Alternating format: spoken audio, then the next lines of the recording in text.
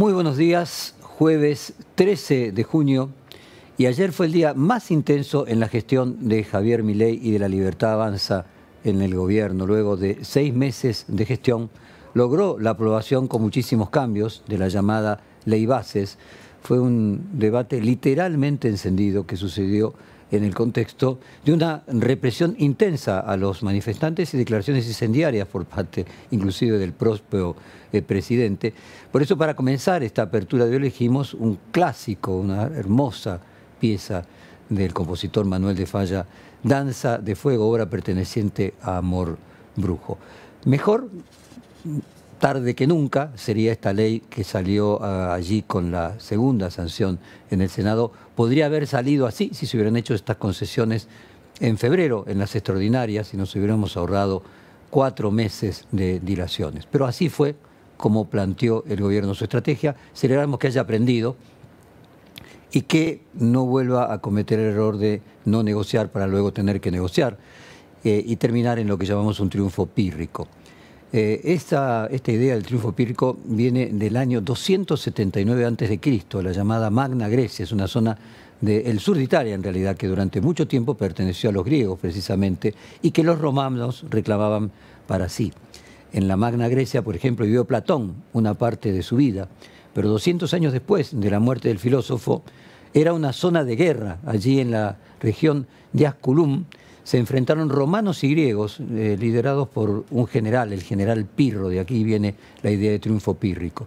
Luego de una cruenta batalla vencieron a los griegos. Sin embargo, el historiador latino Plutarco cuenta lo siguiente. El texto es un poco arrevesado con los clasicismos de la época.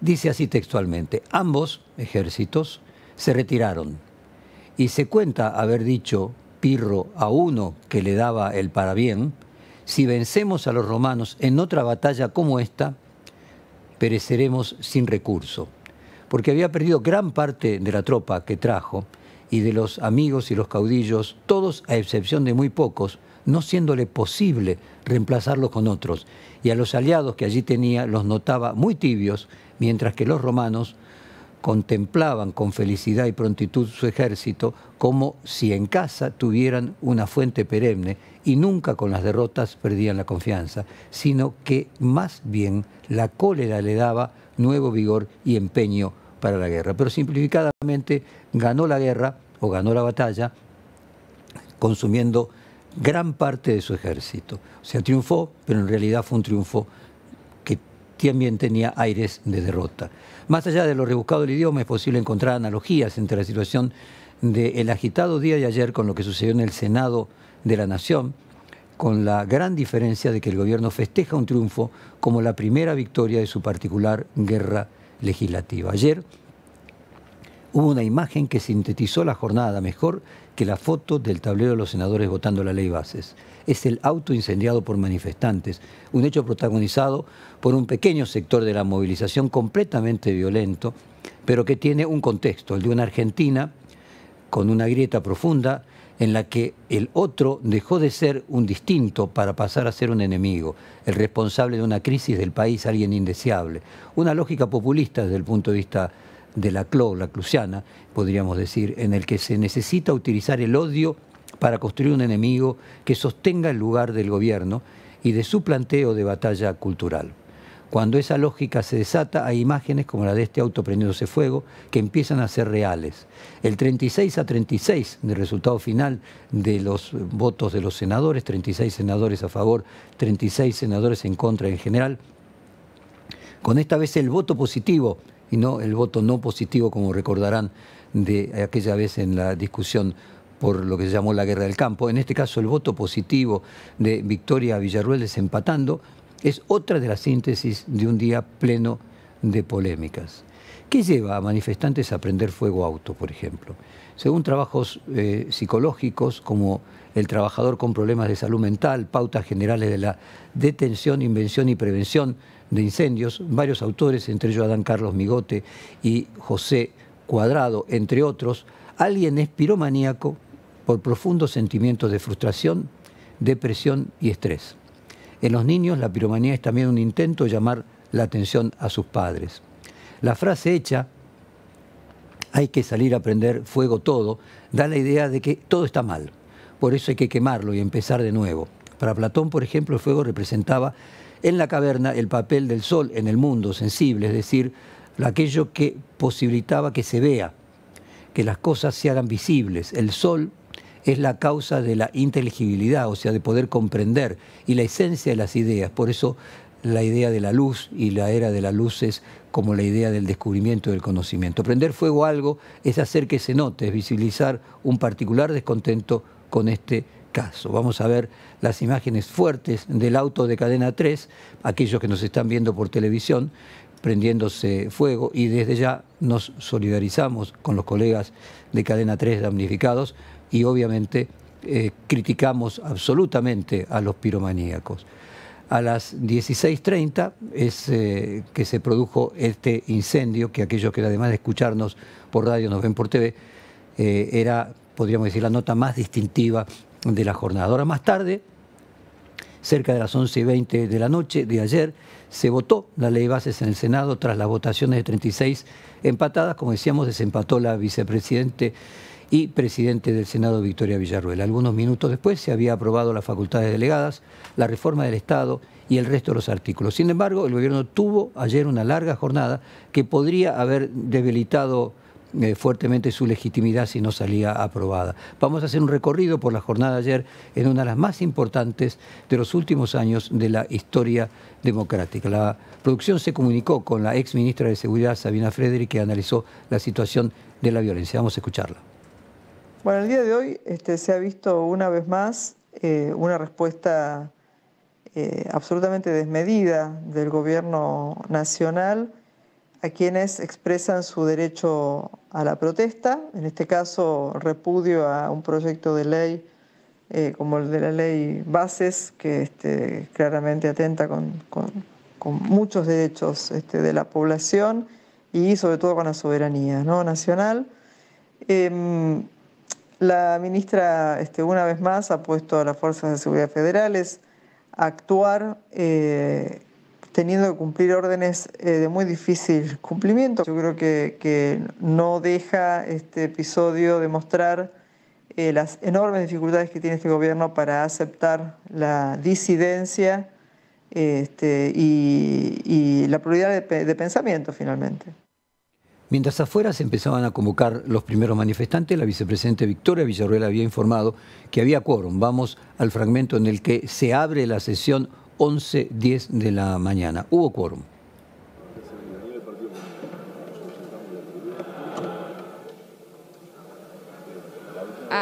Buenos días. Habiendo quórum, queda abierta la sesión.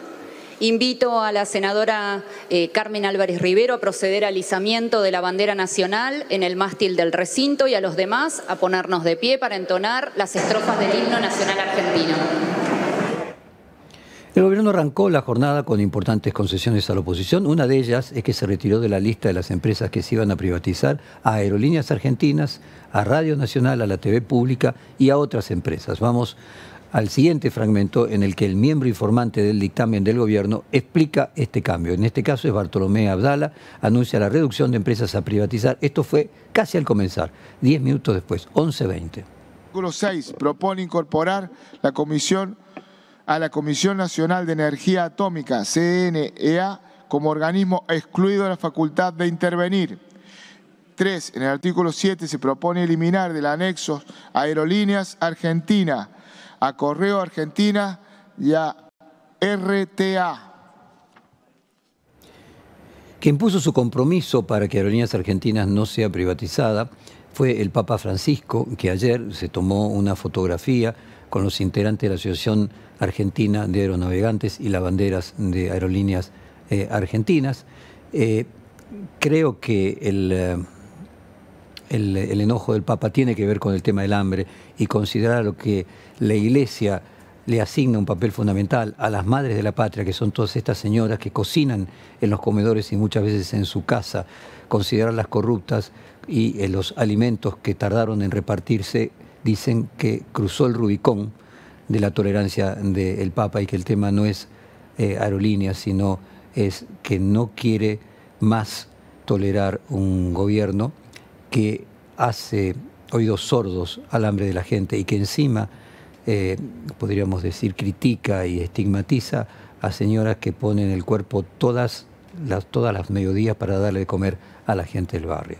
Quienes además de escucharnos por Radio Perfil nos miran por TV, podemos decir que estaba el Papa rodeado de personas con una bandera a favor de Aerolíneas Argentinas, y mientras adentro se comenzaba a debatir la ley, afuera se movilizaba. Milei se encontraba en un congreso de economía en la Fundación Libertad y estaba haciendo una intervención de las suyas. Vamos a escuchar algunas de sus definiciones un tanto polémicas. Discurso de Milei, 11:30 de la mañana. ¿De qué lado están? ¿Del lado de Petovelo, que se pelea con los chorros, o de los chorros? A veces Argentina es un país muy raro, dice Javier Milei, que su propio jefe de gabinete ya dijo que no entendía la política argentina. Vamos a escucharlo. Nosotros nos pidieron que bajemos la inflación y que terminemos con la inseguridad. La inflación la estamos bajando y ahí empezamos a poner en caja el problema de la inseguridad. Obviamente que eso no iba a ser gratis. Es decir, hoy, digamos, el Ministerio de Capital Humano está todo el tiempo torpedeado por este conjunto de delincuentes. Es decir, un conjunto de chorros están moviendo parte de la agenda y le dan lugar a esos delincuentes que siempre dijimos que había que correrlos del medio y ahora patalean, inventan un montón de mentiras. La pregunta es, ¿pero de qué lado están entonces? Digo, ¿del lado de la ministra Petovelo, que se está peleando con todos los chorros, o del lado de los chorros?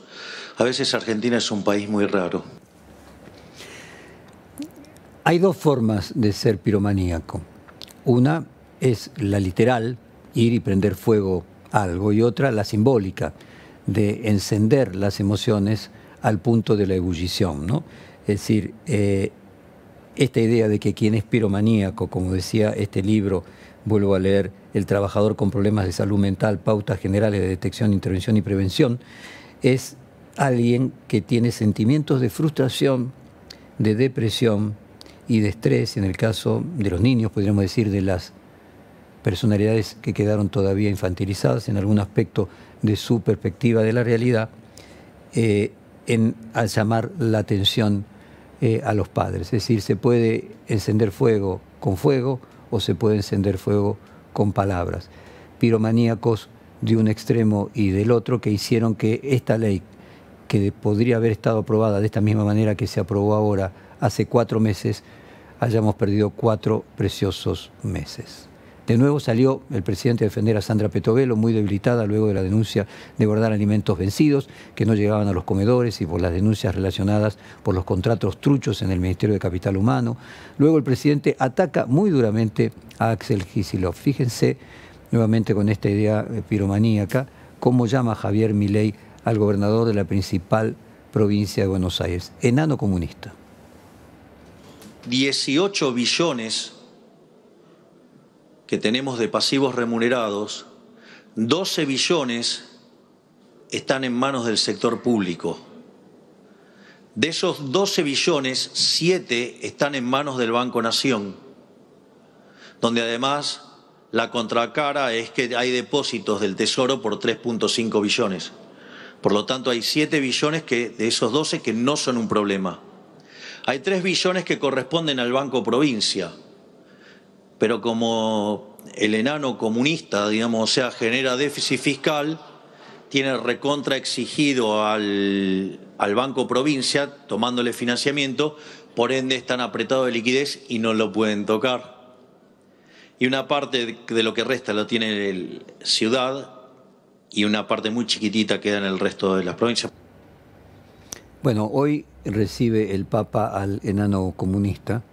Ayer recibió a los de Aerolíneas Argentinas y Aeronáuticos. Aquí también vemos otra forma de piromanía, ¿no? Alguien prendiendo fuego en los sentimientos. En política, las victorias y las derrotas son muchas veces analizadas desde diferentes perspectivas, ¿no? En diciembre de 2017, en las sesiones de diputados para la reforma previsional, el entonces gobierno de Macri había ganado la votación, pero la conflictividad social generada fuera en el Congreso y los cacerolazos de la clase media en la noche del 18 de diciembre, que luego se extendieron por 2 semanas, terminaron de poner al gobierno a la defensiva. El mismo Macri dio a entender que las 14 toneladas de piedra que le tiraron ese día fijaron el principio del fin de su gobierno. Juntos por el Cambio venía de ganar las elecciones de medio término y había ganado la votación, pero en política victorias y derrotas no solo se miden de números, a través de números también se tratan de percepciones. El gobierno ayer ganó, empató, perdió, difícil.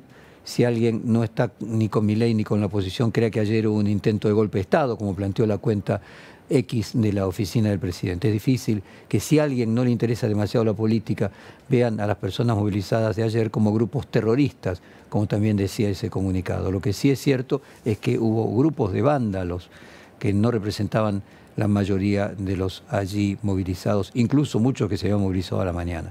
A continuación vamos a ver algunas de estas escenas en las que se puede poner en cuestión la legitimidad de un gobierno democrático. La policía pasa por arriba de una mujer caída en el piso de la represión.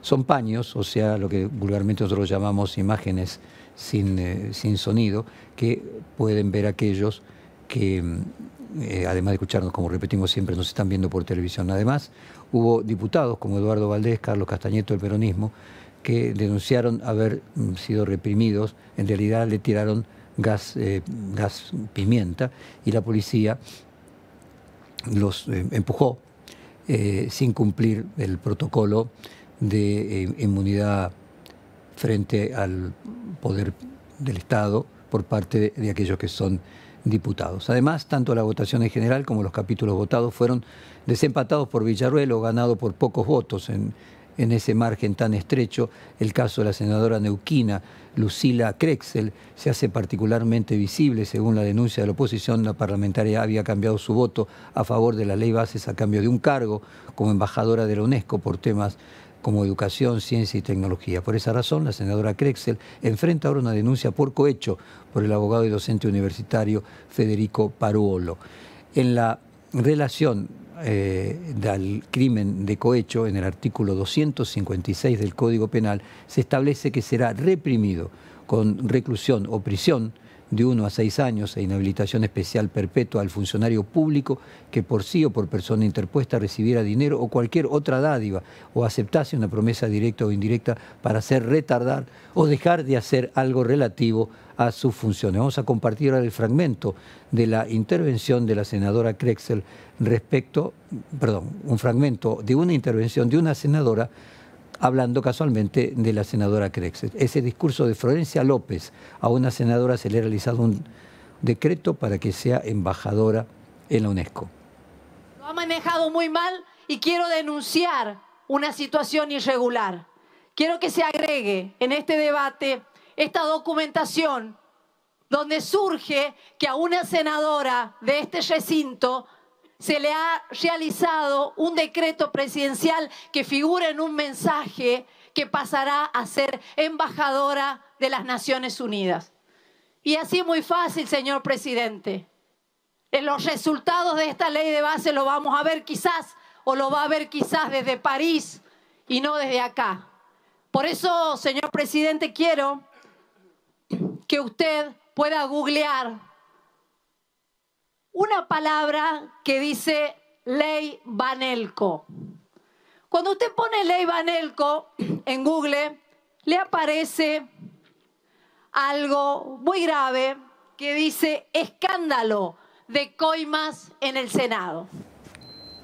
Bueno, dijo la ONU, aquí la senadora, porque bueno, la UNESCO en realidad es una dependencia de las Naciones Unidas. Es interesante rescatar que Lucila Krexel es nieta de Elías Apaga, un histórico dirigente del Movimiento Popular Neuquino, que también había sido decisivo cuando era senador en el rechazo de la ley Muchi bajo el gobierno de Raúl Alfonsín, cuando quiso hacer una reforma de las leyes sindicales, algo que también podríamos marcar como el inicio del fin de la luna de miel del gobierno de Raúl Alfonsín. Hoy su nieta, más de 30 años después, es completamente decisiva en la votación de Javier Milei. No sabemos si para ayudarlo, para terminar de desligar la votación de la ley. Vamos a tener que agregar, en abril, Krexel había votado en contra del mega DNU y que tiene una legislación muy similar al de esta ley.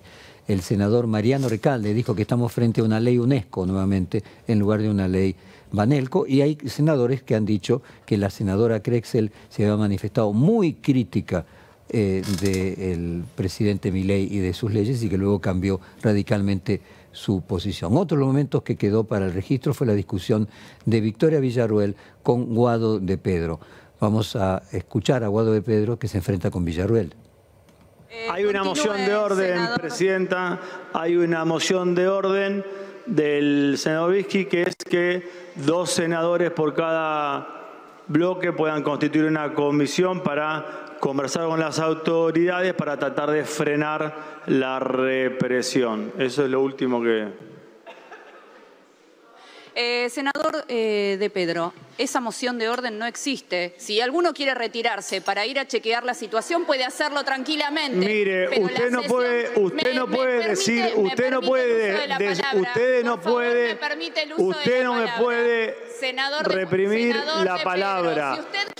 Una moción es una moción. La moción existe si un senador la puede hacerlo libremente. La sesión va a continuar como corresponde. Se expresa. Yo expresé una moción. Si expresé la moción, la moción existe. Retirarse puede hacerlo libremente. Nadie se los impide. Nadie se los impide, senador, y usted lo sabe. Yo sé que usted reivindica un régimen distinto. Esto es un régimen democrático republicano. Democrático y republicano. Hice una moción de orden. Hice una moción de orden aceptada por el presidente. La moción existe y se vota. Lo siento, usted es la vicepresidenta de la Nación de un sistema democrático y republicano. Y uno de los protagonistas de la jornada fue el senador y presidente de la Unión Cívica Radical, Martín Lustó, quien manifestó, junto con otros senadores radicales, una posición mucho más crítica al gobierno. Vamos a escuchar la intervención de Martín Lustó. Yo no le daría poder a un director de escuela que diga que viene a destruir la educación pública. Más recientemente dijo que amaba ser el topo dentro del Estado, el que destruye el Estado desde adentro, porque es como estar infiltrado en las filas enemigas. ¿En serio a ese gobierno le vamos a dar facultades delegadas? Yo no le daría poder a un director de escuela que dijera vengo a destruir la educación pública. No le daría poder o facultades delegadas a un director de hospital que dijera vengo a destruir la salud pública. Todas esas cosas que dice el presidente, a él que le gusta, para mí son un principio de revelación. Son un principio de revelación de lo que piensa el gobierno con respecto al Estado y lo que planea hacer el gobierno con respecto al Estado, con la salud, con la educación, con la ciencia, el reparto de alimentos, si le damos emergencias y facultades delegadas. Y el debate tuvo un final previsto, complejo, y ahora vamos a saltar a la noche. Juliana Di Tullio, solidarizándose con las víctimas de la represión, vamos a compartir parte de su discurso. Juliana Di Tullio dice Bullrich necesita siempre de infiltrados. Me solidarizo con el pueblo que vino a expresarse en paz, en contra. Obviamente después siempre está el juego de algunos y de algunas, sobre todo en términos institucionales, y en esto voy a decirlo con todas las letras, la ministra Patricia Bullrich, que necesita siempre infiltrados o desmadres, ¿no?, para justificar la represión. Bueno, en todo caso, si hubo una porción pequeñísima, supongo, como siempre, de desbande, se hará lo que tenga que hacer, pero la justicia, por lo menos la justicia de la ciudad, le pidió a la Policía Federal, a la Policía de la Ciudad, que actuara según las normas que rigen en nuestro país y acorde a los derechos humanos de cada uno de los manifestantes. El ejemplo se encontró en el cierre de la jornada de la intervención de los distintos jefes de bloque, en el caso del jefe de bloque justicialista José Mayans, que dice el esquema que plantea Milei no va a salir bien. Porque estamos confrontando dos esquemas políticos. Y nosotros creemos que este esquema que plantea el presidente no va a salir bien. Porque no le salió bien a la Revolución Libertadora, porque no le salió bien a Onganía porque no le salió bien a Videla, porque no le salió bien a Macri, no le va a salir bien. No le va a salir bien. Esta es la realidad que está pasando hoy en la República Argentina. El otro problema que tenemos es, como se dice acá, le tenemos que dar poder absoluto a una persona que tiene sus apreciaciones que están bastante alienadas, bastante alienadas. Se va al sistema internacional a dar una conferencia donde le dice a Estados Unidos, a Francia, que el Estado no tiene que existir. Imagínense ustedes cómo están de acuerdo los yanquis con él. ¿Verdad? Otro gran momento de la noche fue cuando Victoria Villarruel definió la elección luego del empate. Lo hizo con un discurso que quizás en la historia quede como aquel voto no positivo de Julio Cobos. Vamos a escuchar el momento en que Victoria Villarruel define su voto. Hoy vimos dos Argentinas. Una Argentina violenta que incendia un auto. Sí, que incendia un auto, que arroja piedras y que debate el ejercicio de la democracia. Y otra Argentina, la de los trabajadores que están esperando con profundo dolor y sacrificio que se respete la votación que en noviembre del año pasado eligió un cambio, eligió que en Argentina realmente se barajara, se diera de nuevo y se cambiara una situación que se perpetuó en el dolor por muchos años. Por esos argentinos que sufren, que esperan, que no quieren ver a sus hijos irse del país, para esos argentinos que merecen recuperar el orgullo de ser argentinos y pensando siempre en todo por Argentina, mi voto es afirmativo a la orden del día 3724. Bueno, en la madrugada se aprobó con muchas limitaciones la cesión de facultades especiales por un año para el gobierno, las privatizaciones de 6 empresas, el RIGI y una nueva versión, en la nueva versión corregida por el Senado. Sin embargo, hubo 2 momentos en el que hubo rechazo. Primero se rechazó el blanqueo de capitales y ya en la madrugada de hoy vamos a compartir ese momento primero del blanqueo de capitales. Listo, estando de acuerdo, se pasa a la votación por los medios electrónicos del título quinto, impuesto a las ganancias correspondiente a los artículos 75 a 91, a excepción de los que acaba de nombrar la Secretaría Parlamentaria de este Senado. Se vota.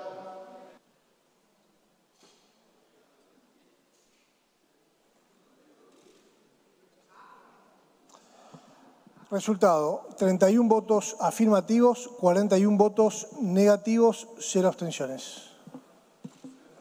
Nuevamente resultado empatada la votación, procedo a desempatar.